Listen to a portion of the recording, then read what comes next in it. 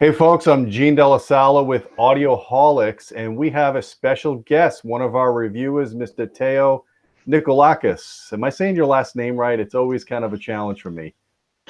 Gene, it's perfect. You know that. All You right. Well, Theo, I'm such a glad that Greek you're pronunciation. here. It's pretty awesome that you decided to come on this late at night for us to talk about the Denon AVR-X8500H 13.2 channel, Dolby Atmos, DTS:X, Auro 3D, IMAX enhanced, UHD, HDMI 2.0 certified AV networking receiver. It's a phenomenal receiver. I have to tell you, I've been living with this guy for, let's say, was it October, November of 2018? And I have loved every minute of it. It's one of the best, if not the best, AVR I've ever reviewed, I've ever had in my setup. And I really have very little to find fault with. This is just an incredible flagship piece of equipment.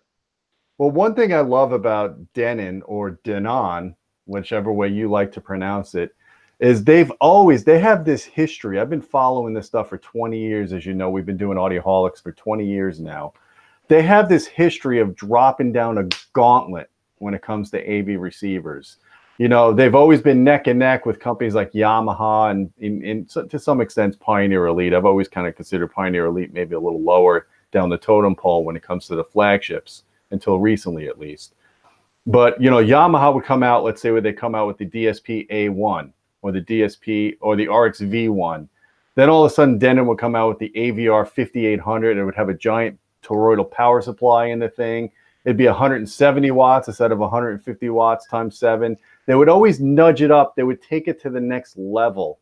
And then eventually that chess match that they were playing with Yamaha, they won that match when they came out with the AVR 5805, which in my opinion to date is still the best AV receiver ever made, bar none. There's never been another receiver built like this thing. 100-pound behemoth that had 170 watts per channel, linear power supply, linear amp, 10 channels of amplification in one box, and it could decode 5.1 in 2 different zones simultaneously and independently, and have quad differential DACs on every channel. There's just never been anyone else that's made a product to that level before.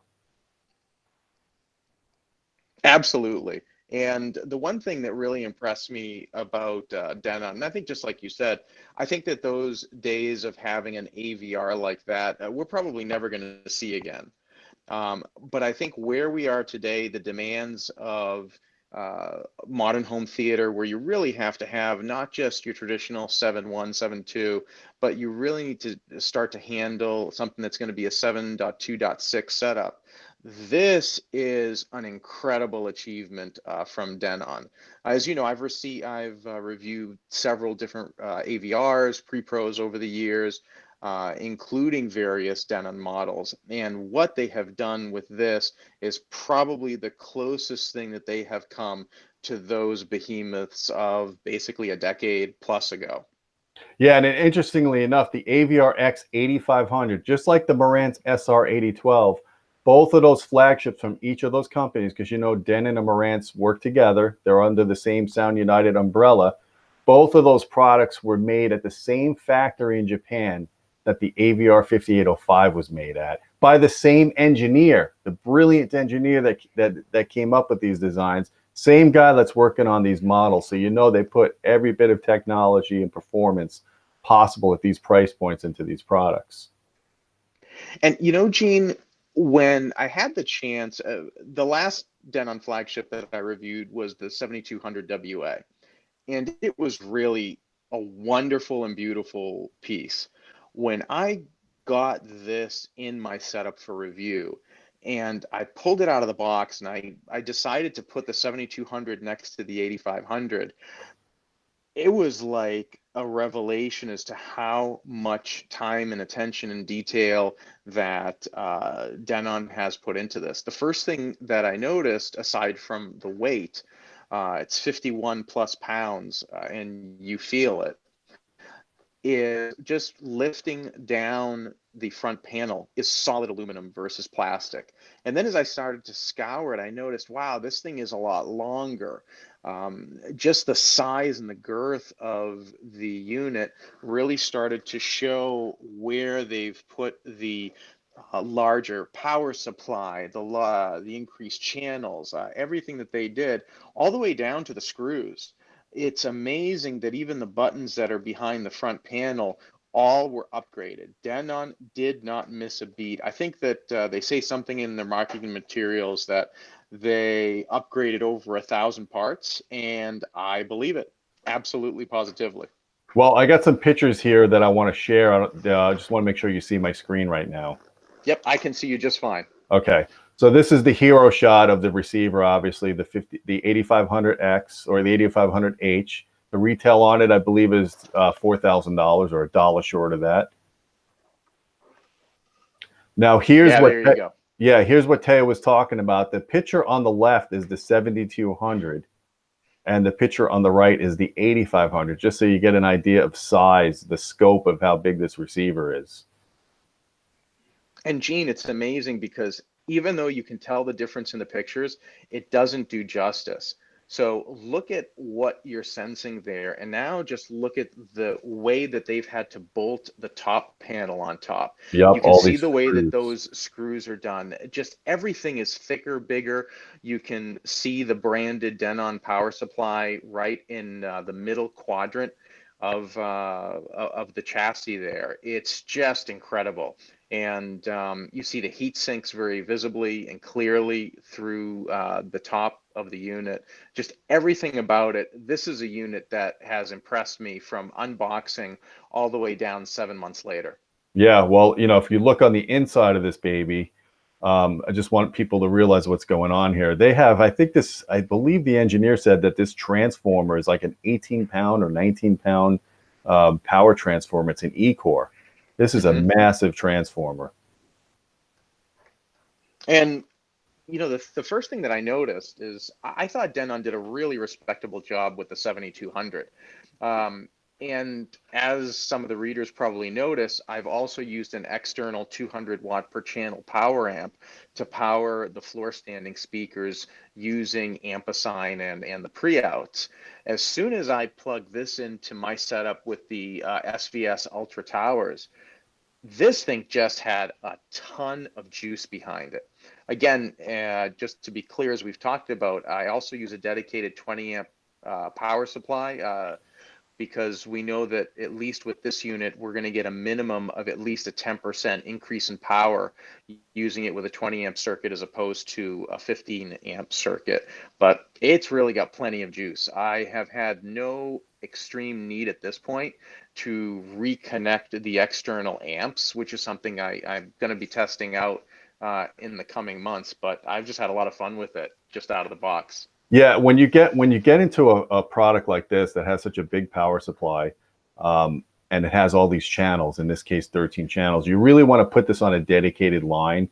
I mean, a 15 amp line will do fine if it's dedicated, but if you don't have a dedicated line for it, you might as well put a 20 amp line at that point. It's just a lower gauge wire. Have an electrician come in and run a dedicated 20 amp line, a couple of 20 amp lines into your home theater if you haven't already. It does make a difference because when I tested the Marantz SR8012, I accidentally did not put that on my dedicated line when I did the power test. And then I went back and I did some spot checking and I lost about 10% of power because of line sag. And it does make a difference when you're doing, obviously when you're doing continuous tone sweeps, maybe not so much when it's musical dynamic peaks, but you don't want to starve a receiver like this because when you get into a product like an AVR-X8500 or an SR8012, or even some of the other flagships from some of the other competitors like the top of the line NAD one, for example, these guys come close to using almost the entire current that's available in a 15 amp circuit. It's pretty close. This probably, I would say this thing, if you look at the back panel of the receiver, I'm guessing they probably have an 11 or 12 amp fuse on this thing. So it runs pretty close to the max rating of a 15 amp line after you derate it. Absolutely. And speaking of all those channels, I mean, this is a Class AB amplification section. I've run it in an open rack, and I noted that specifically in the review. And I think it's really important that anyone who's going to make an investment in a piece like this, make sure you don't put this in a cabinet where it's going to potentially overheat.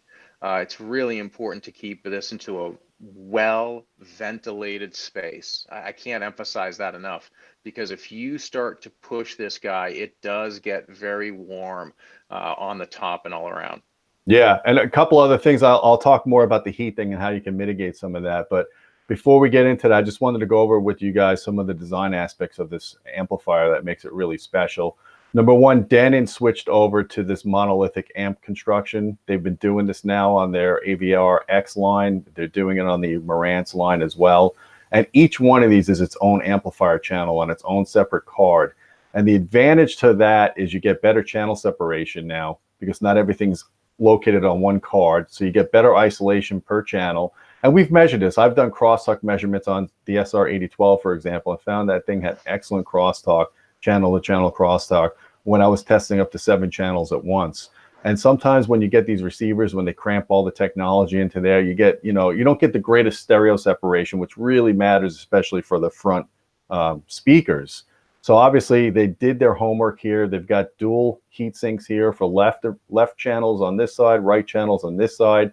They've got 4 fans here if you ever need to cool this thing. If this thing is running to full tilt, like I said, it's got an 18-pound transformer here, got a huge power supply. If this thing is pumping out 150 watts and it's doing it at reference levels with multiple channels at the same time, it might be possible that these fans kick on.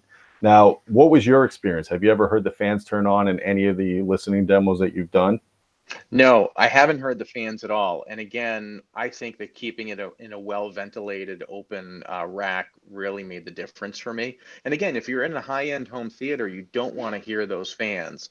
So my recommendation would be as follows. If you can do it in an open rack, by all means do it. If you are going to keep it in a closed cabinet, especially when you're talking about a $4,000 AVR, you probably want to make the right investment in having some quiet fans that can at least circulate air within your rack and keep the unit well ventilated. But Yeah, well, again, another I trick never too. heard the fans kick on. Cool. Another trick you guys might want to consider, and I can't believe I'm actually recommending this, but after talking to the engineers at Denon and after checking out the SR8012, they've actually incorporated a very slick feature in their eco mode.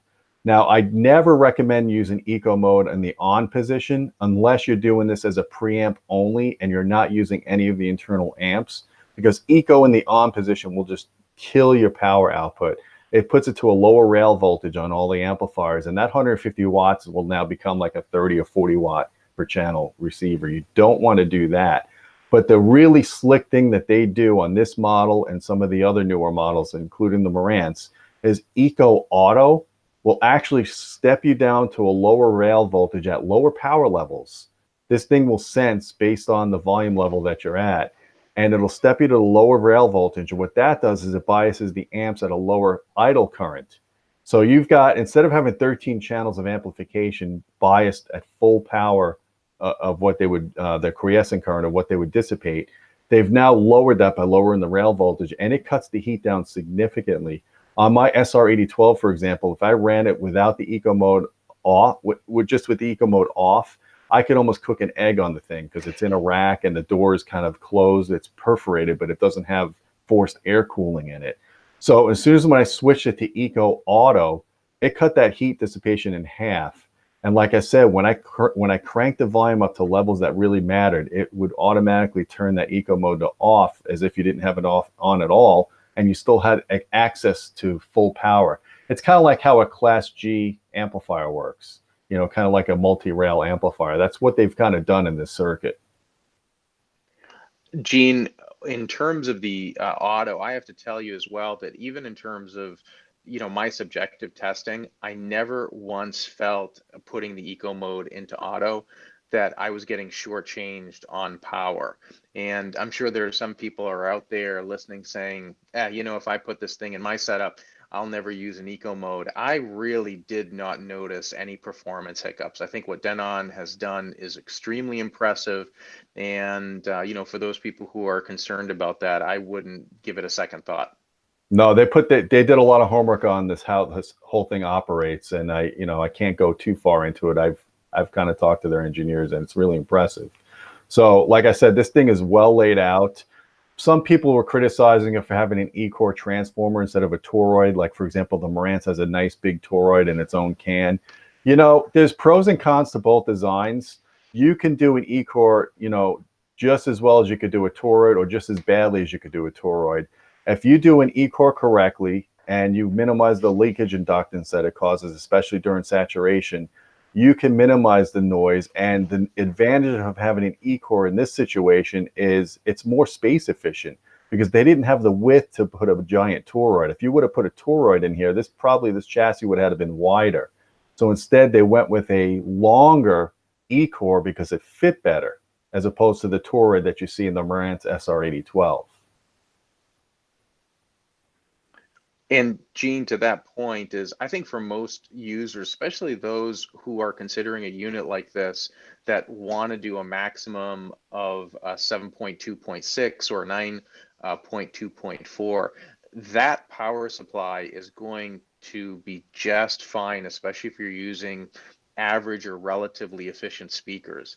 And the way that the preamp section has been done, like we talked about in the review, and the attention that the engineers have put into it, you can even put monoblocks or you know, dedicated amplification for to drive harder to drive speakers, or you know, just use your amplifier of choice. It's just a well-designed, well-thought-out unit that performs exceptionally well. Yeah. Well, let's move on to all the connections. I have a picture here of the back panel. Let me see if I could zoom in a little bit. This thing is pretty crazy.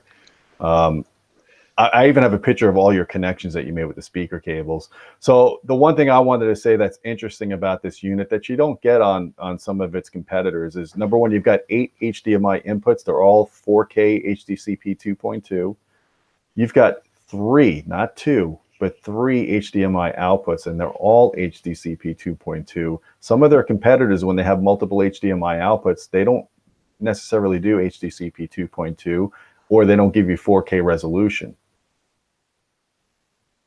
Exactly. The one thing that was really noticeable, especially having reviewed and had some entry-level receivers in-house, you have to be extremely careful, because only a few of their inputs have full 4K with HDCP 2.2. This is a flagship unit. Everything supports all of today's standards, so you don't need to worry about it or think twice about it. Gotcha. So I want to go and show you guys his connections here. Look at all those cables, man. It's a good thing you run bananas, because that would drive me bananas.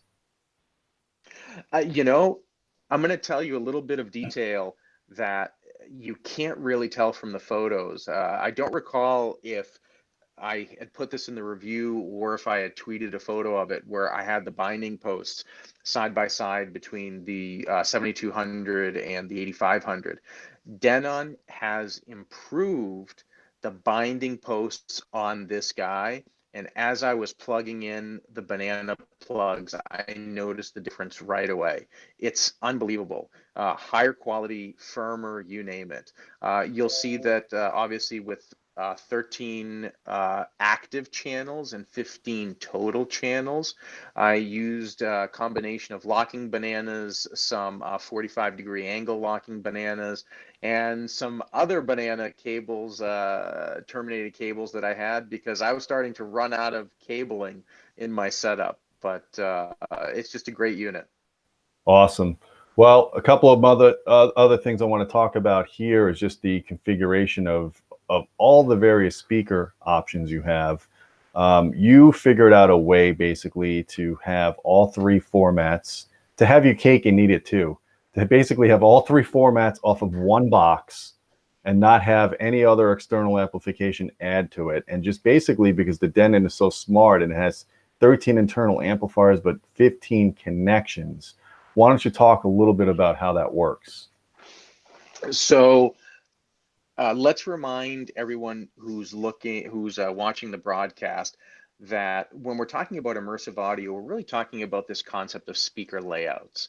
And the two dominant layouts are Auro 3D and Dolby Atmos. And then you might be wondering, well, what about DTS:X? Well, DTS:X can lay on top of either a Dolby Atmos or an Auro 3D layout.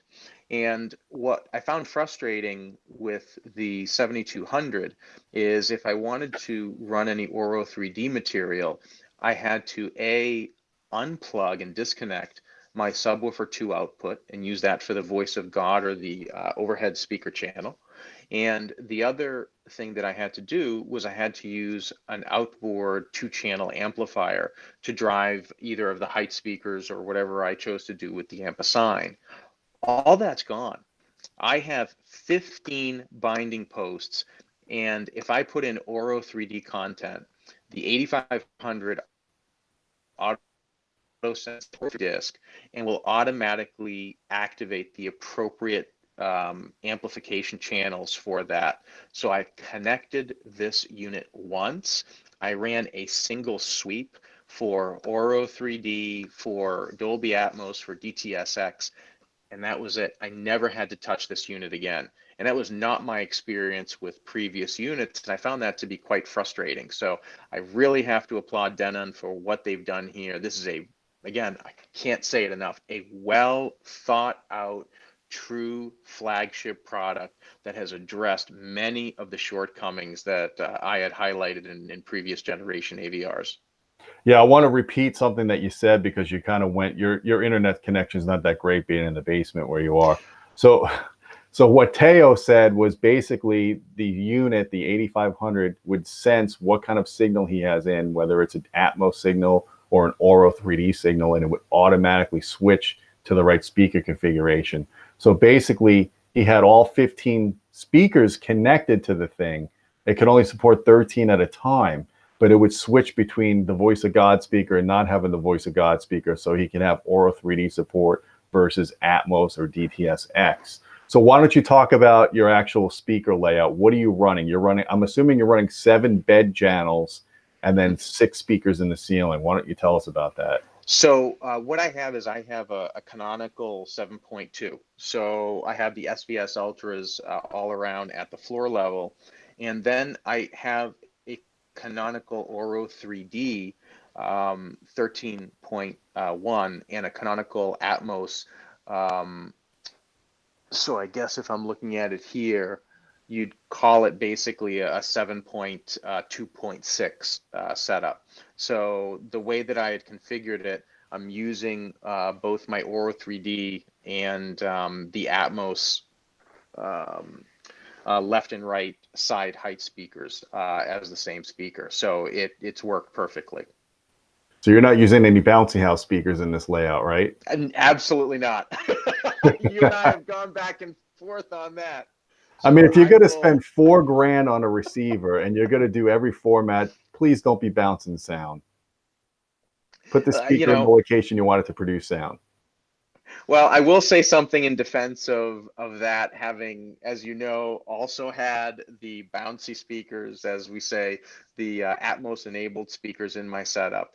If you cannot do in-ceiling discrete speakers, which in my opinion is absolutely the way to do an Atmos setup the right way, then if you have the right ceiling and you have the right setup and you fool with it, you can get the sensation of height speakers. However, in my testing, discrete speakers always win out hands down every time that I've tested.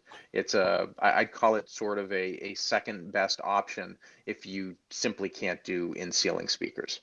Yeah, and to be honest with you, if you do have to do the bouncy house because you can't put speakers on the ceiling, I find that if you can get those bounce speakers, the reflection speakers, above ear level, not at ear level, because if you put it on top of its host speaker, especially if it's a side channel, that bouncy speaker is going to hit, the sound's going to go up to the ceiling and bounce back, but a lot of it's also going to be diffuse around you, And I find them very localizable, even when you set the crossover at 150 hertz. But if you could get it a few feet above ear level, it really helps. And it also gives you stronger reflections off the ceiling as well. So you'll get that, that more of that height perspective when it bounces back down on you. So just a tip for you guys, if you have no other choice and you have to use the Atmos enabled speaker. Agreed. So what didn't I answer, Gene, about the question about the layout and the setup? Because I feel it was something I missed. I mean, so you don't actually have height speakers. They're all in the ceiling. They're not on the walls, right? No, I am using in-ceiling speakers for everything. In the so-called unified layout, where you really overlap the, I guess what you'd call the front height and the rear height. I have those all in ceiling, so I'm Including the not center using channel, any one. height channel as well. Yes, yeah. So let's see if I can do this here. If you look straight up, there you go, and I've got everything up here. I also have some in-ceiling subwoofers as well, so I have 4 of them. You turned your to the basement SVS. ceiling. You turned your basement ceiling into Swiss cheese. I did, but I have to tell you, it was really one of the best experiments that we've done. We've had it now for several years, and I think it was a really great test. Um, if I'm not mistaken, I think we were really the first online magazine to do such an extensive real-world setup of immersive audio with the Beale Street setup. And I just found it to be such an incredible test bed that we could then, test out products like this and be able to give readers and viewers, an authentic experience that isn't based on just marketing Awesome. Yeah, BS. I appreciate you doing that. That's great. The other thing I wanted to tell you guys about, and this is what I love about flagship products like the Denon and some of the other brands like Yamaha and even some of the Integras that I've seen. When you get to this level of receiver, they give you independent subwoofer outputs. So now you have the ability to have 2 subwoofer outputs that have independent delay and independent channel trim and sometimes independent EQ. That is invaluable when you're setting up multi-sub. And I can't stress to you how important it is not to just have a paralleled output, but to actually have digital delay control over each sub, especially if they're not symmetrically located in the listening room with respect to the listener. Then you need to compensate for it with digital delay. So my question to you, Theo, is you ran this with, I think you said you had 2 subs or 4 subs in that system. So theoretically, I can run a 7.6.8 setup right now in my room. So since I had the SVS SB13 Ultra subwoofers, I decided to do it as a 7.2.6 setup. So I did not use the in-ceiling Beale Street subs for this particular review. Right. So when you ran it, you ran Odyssey then to calibrate your system, correct? Correct. So I ran Odyssey, and when it comes to Odyssey, for those of you who have experience with using EQ apps and what have you, Odyssey is a great product. It does a very fine job, but what the folks at Odyssey did by developing the mobile app and that allows you to fine tune some of the settings, it's absolutely a must to spend that $19.99 to buy the app and do all your calibrations through the app. I will never use the onboard AVR again.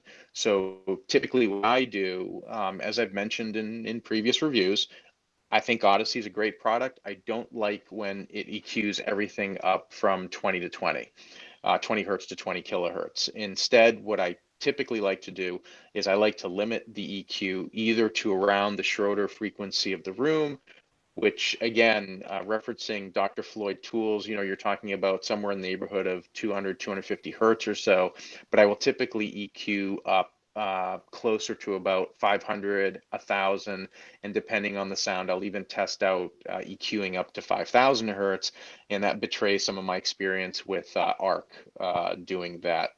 But I had a very, very positive experience with the EQ process. It takes a long time. using the app and doing all really 15 channels. Remember, it's a 13.2 AVR, but if you're doing both a Dolby Atmos and an Oro 3D, you are running EQ on all 15 channels. Well, and to save you guys some time, I know in the past, Odyssey has offered up to 32 calibration points. And it sounds good on paper to have that many calibration points, but the reality of the situation is you can't just put that mic all around the room and expect it to do anything meaningful with it. The reality is you're going to place that mic in the money seat, the most important seat in your room, and then you're not going to want to vary the mic position more than 2 or 3 feet from there. That's a 2 or 3 foot radius. So when you do that and you realize you're only going to really cover about 3 or 4 seats, so you maybe take that money seat, you go around that seat, and then you go a couple of feet over for those other seats.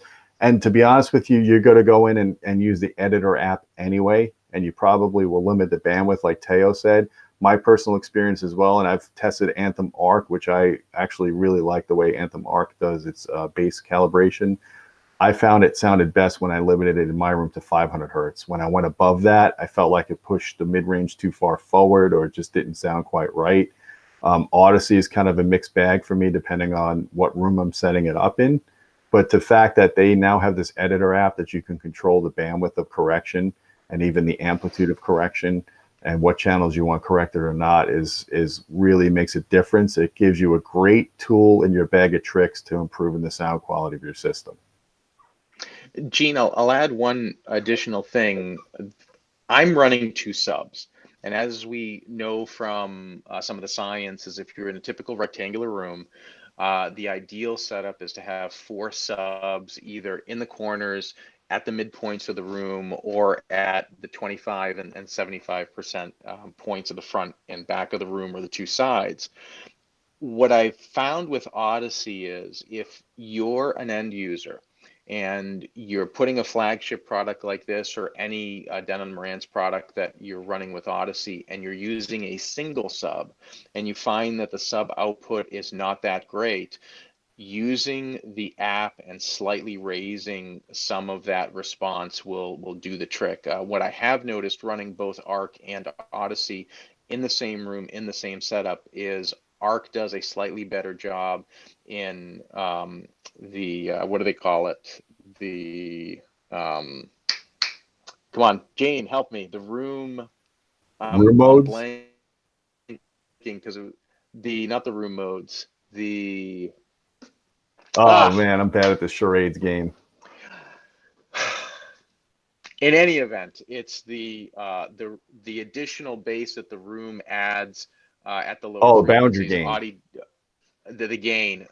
Yeah. Arc does a slightly better job. So I have noticed that running multiple subs in an Odyssey calibration doesn't have as much as an impact. But if I'm running only a single sub with Odyssey, I do tend to need to adjust the bass through the app.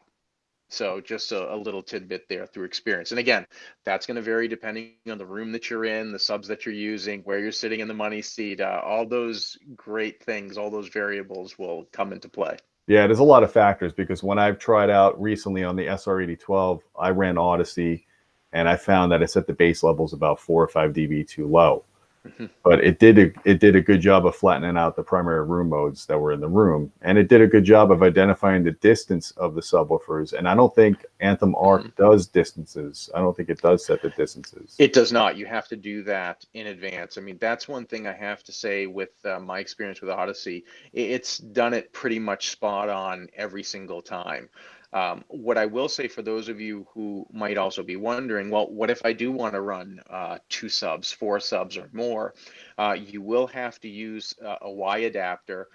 There are 2 independent subwoofer outputs on the back of the 8500. And I found when I have done 4 subs, for example, using the in-ceiling Beal speakers, or I've used the in-ceilings plus the SVS SB13 Ultras, I've just found it fine, because what you're primarily concerned about is not necessarily individually EQing every single sub, but rather it's the sum of all the subs together that you ultimately want to get the EQ down. And I know, Gene, you've written a lot of great articles talking about that, and sometimes I think it's important to reinforce that for our readers. Yeah, absolutely. And I'm just kind of scrolling through some of the questions here now because we're getting a ton of them. Somebody said Odyssey set my tower crossovers at 40 hertz. This seems to be counter to Audioholics recommendation. Yeah, you know, the thing that these room corrections don't often do is they don't set the bass management right. So you have to come in and change that. We did a whole video about how you should set the crossovers. So in fact, like a few days ago, I recommend taking a look at that. In most cases, you're going to want to set all your speakers small and set it to an 80 hertz crossover, and that's a good starting point. To integrate towers with multi-sub is a challenge, and you really should have a system like REW that you can measure and see the summed response of your front speakers with your sub channels. That way, you don't have too much of an overlap in certain frequencies, and you can EQ some of that out if you need to, so it doesn't sound boomy. So there's pros and cons to that. I don't want to get too far into that discussion here. I wanted to kind of look through some of these questions. I guess, you know, while I'm looking through these questions, if you want to talk about your audio experience listening on this thing, 2-channel, then listening to multi-channel, and just tell us, you know, what your listening impressions were. If you, I want you to sum up your listening impressions in 60 seconds. 60 seconds. I was floored by how good 2-channel sounded. And it's funny, this is a 13.2 channel. This thing in stereo, I really got lost listening to some great recordings in high res or CD.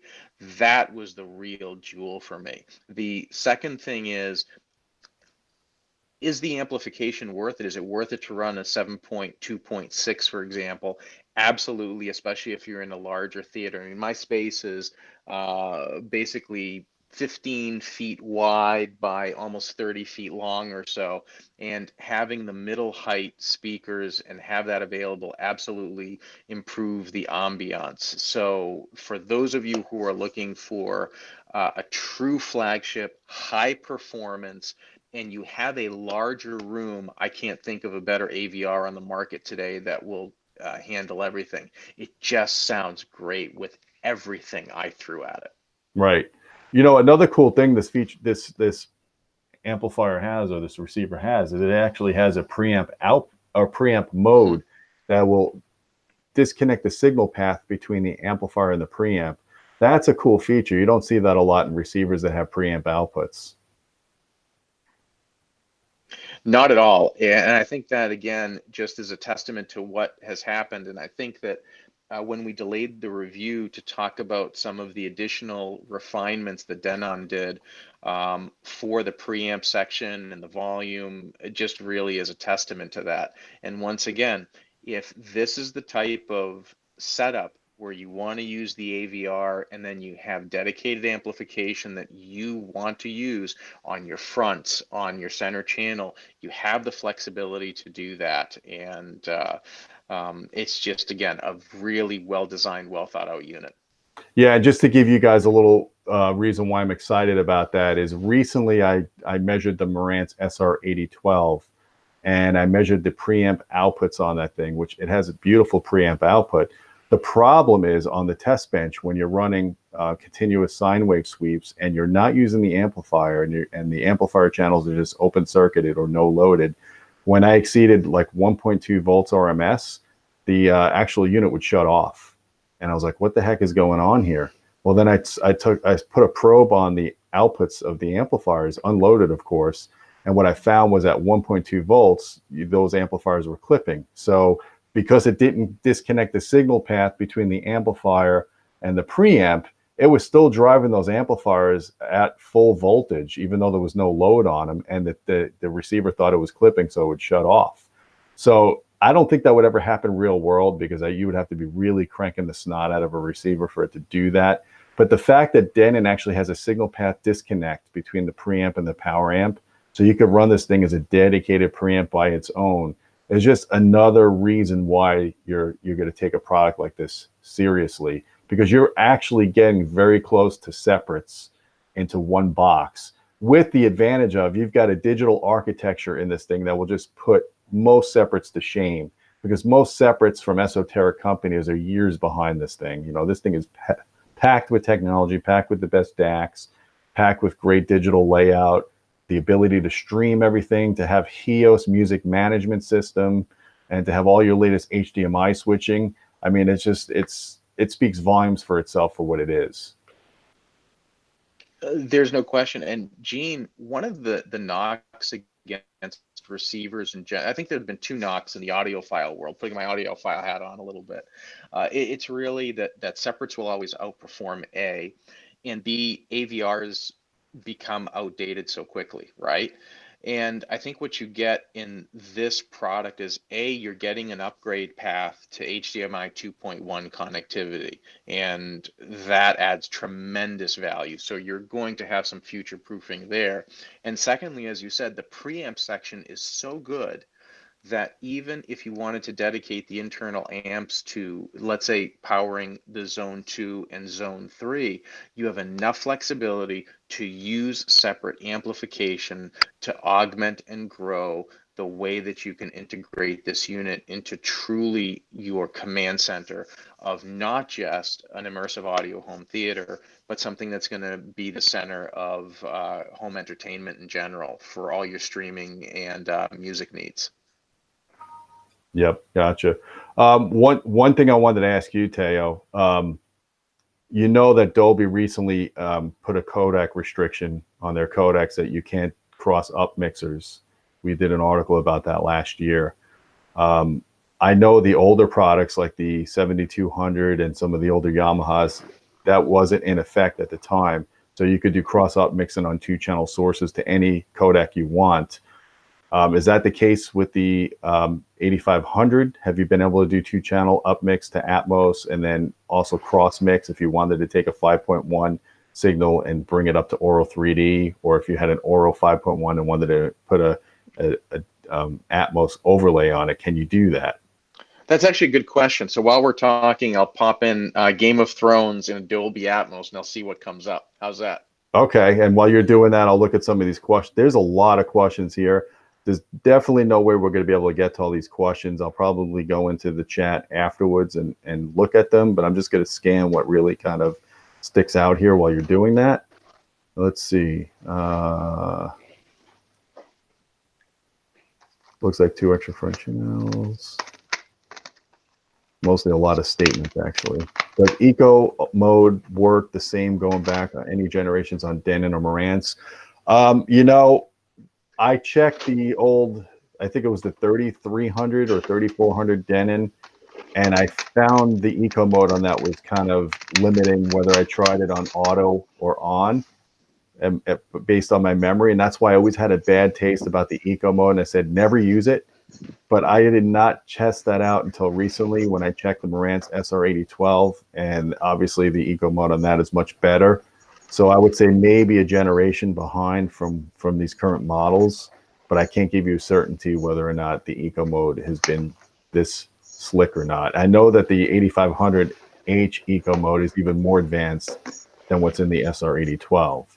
So and Gene, one other point that we brought up in the review that's probably worth repeating here is I think one of the only situations where you would want to put eco mode and force it to on is if you are indeed using external amplification, and that might be one justification for that setting. Yep. Yeah, I think I said that before, but definitely worth repeating.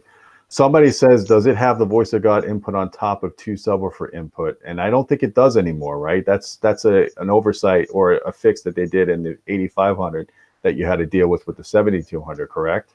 Correct. On the 7200 and previous models, you had to take up the subwoofer 2 output for the voice of God. That is no longer the case. There's a dedicated output just for voice of God. And again, it sounds like that reader has some experience with Auro 3D, and absolutely that pain in the neck is gone. Yep. So somebody said Gene cannot discuss 3D audio without mentioning Bouncy House. Of course I can't. That's my thing, man. You know I'm gonna be hitting that for a long time, just like I was hitting the exotic cable stuff. I still hit that as well. So you know those are my talking points.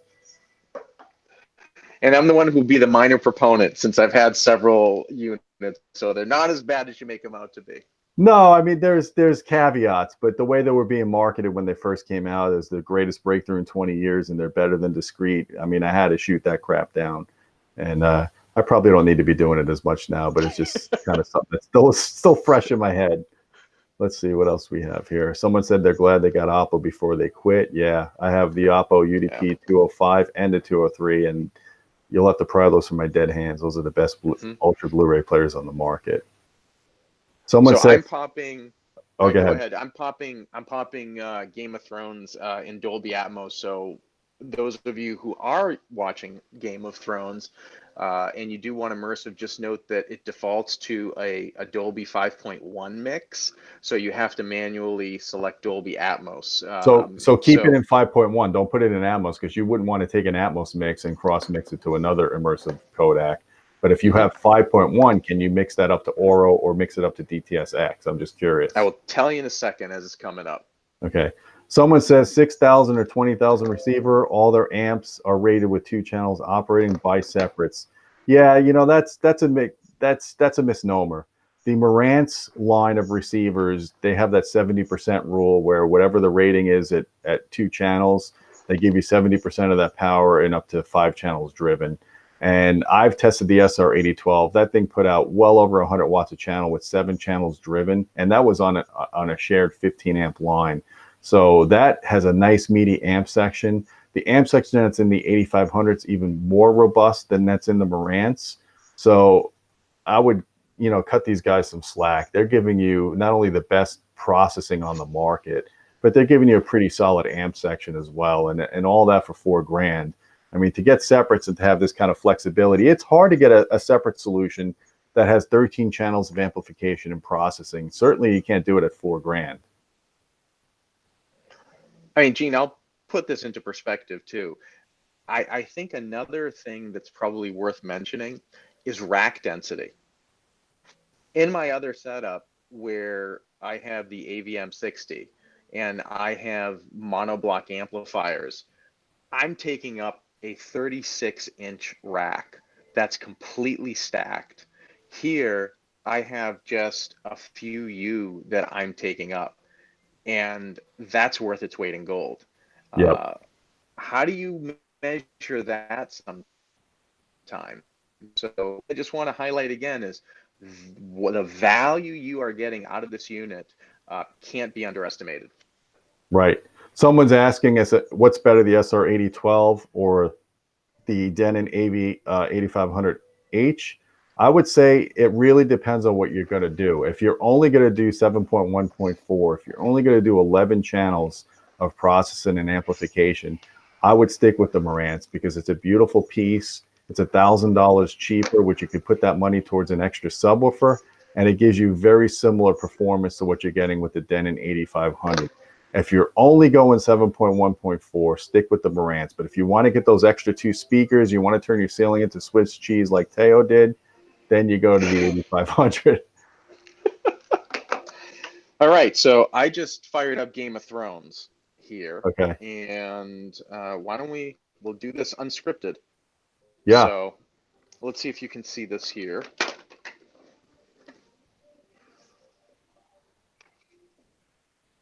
Theo, guys. Just so you guys realize, Theo does network engineering for a living, and look at the quality of his stream right now. That's because I don't have a Wi-Fi unit in my basement, Gene. You know that. I got to take care of that. You got to do what I did, man. I've got Control 4 in my whole house. I've got pack edge equipment, and I got wireless access points in 4 locations. You got to get with the times, my friend. All right. All right. That's my challenge. That's my challenge. So there you go. Right now, I can select Dolby Digital and Neural X, Oro 3D, Oro 2D. Does it work when you select them? Yeah. Well, let's go with Oro. Man, that's awesome because they're that's really cool because there you go. And then you can see the active speakers here too. So I have a 13.2 Oro 3D mix coming out. I love Denon. I love them. They give you all the options they can give you. That's awesome. So there you go. You can see that. There's the active speakers with the voice Nice. of God. So how's that? That's great. So I think we've wrapped this up. I think we covered everything we need to cover here. Guys, this is a kick butt receiver. If you were looking to do 7.1.6, it's really the only game in town, unless you go and spend, 10 or 20 grand on a Trinov or one of those guys. I mean, I can't think of anything else on the market right now for 4 grand that gives you 13 channels of amplification and processing and the latest in HDMI and all your music streaming options in one box. Gene, I'd agree. Denon's back. They threw the gauntlet down with this AVR, and it really says to me, this is a statement piece. If you've ever hesitated about putting an AVR in your setup, have no doubts whatsoever that this is an incredibly capable performer. I've been thoroughly satisfied. I'm usually very critical about AVRs when it comes to music performance, and that's where this guy really shines, not just in the immersive audio space. And that, I think, was one of the most pleasant surprises for me when I fired up the review. And that's great, because you and I have similar biases. We prefer to make sure 2 channels as good as it can first before you get into the multi-channel stuff. No question about it. So mate this with some great speakers, then sit back and relax and enjoy what this guy can do. Yeah, guys, if you're going to go and invest in a receiver like this, please don't hook it up with all cube speakers, if you know what I mean. Get some real, don't buy a receiver like this if you're going to hook it up with little cubes. Get some real speakers, do the proper discrete mounted speakers for the high channels. Do this thing justice, because I feel like the only people that would not like this receiver are just people that either don't have good speaker placement or they didn't buy the right speakers, because this thing is just kick butt all the way. Yeah, agreed. And Gene, I think we've had some great activity in the forum, and I would just encourage anybody else who has additional thoughts, questions about it. I've been actively checking the forum thread that's linked to the review, so happy to continue doing that. Yeah, and I'll put a link there as well for you guys if you want to go in there and ask Theo some questions. And guys, I wanted to tell you, make sure you become a patron on our site. Go to patreon.com/audioholics. And we give you early access to content. We'll allow you to kind of suggest what topics you want covered. We'll give you invites to Google Hangouts, that kind of stuff. There's a lot of perks to becoming a member of our Patreon site, so please hope that you guys do that. If you like this video, please make sure you subscribe. Hit that bell on the bottom. That way you get notifications like this when we go live, so you can be part of the discussion next time. And Theo, I thank you for coming here. Theo was at a Vizio conference in Connecticut, or is it New York? I forgot where you were. I was in New York late tonight, so yeah, it was great. So we got lots to talk about when it comes to Vizio as well. So from the AVR to display stuff, this is really an exciting time for immersive audio and 4K Ultra HD. Awesome. And guys, just to let you know, I think it's on May 20th. Theo is going to be joining me in New Orleans. We're going to a Sound United press event where we're going to be covering all the latest products from Denon, Marantz. They've got Definitive Technology, Polk. It's going to be a pretty cool event. I can't wait to see the next generation of products that are going to be coming out. I'm sure the 8500 is paving the way for a roadmap of new receivers for next year. So these are, like Theo said, exciting times. We're going to try to do a live broadcast over there as well. So get your questions ready if you have any questions for us. Subscribe to this channel. And my friends, until next time, keep listening.